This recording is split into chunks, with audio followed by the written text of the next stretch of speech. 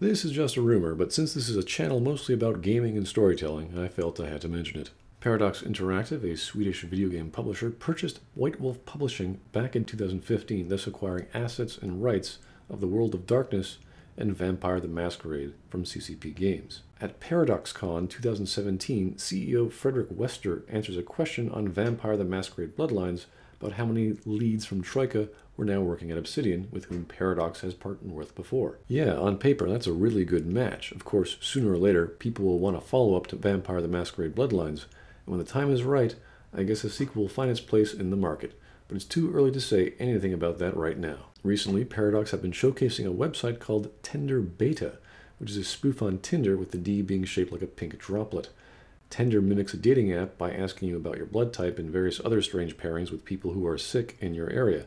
This is all the while posting various photos of spooky and sometimes violent and dilapidated game level scenes on their Twitter account. For example, this scene of a hallway on fire could be a possible rendering of the Ocean Hotel from Bloodlines. These could also be from the Ventru Penthouse, the Surfside Diner, and the Nosferatu sewers, and so forth. This could be a remake or a continuation of Vampire the Masquerade Bloodlines. Of course, that's just speculation. We have to wait until the 21st to find out what the announcement is.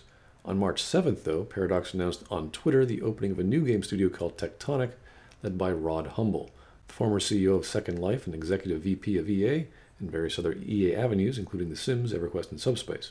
The link points to a comment made by Rod. Our aim with Paradox Tectonic is to create open, fun, beautiful games which respect the player's intelligence and enables their creativity, freedom, emotion, and sharing.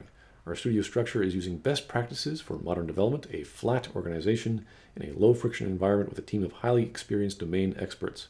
It's a privilege to be reunited with so many world-class colleagues from so many AAA projects, and the team and I are delighted to join Paradox and be part of driving the company's next cycle of growth.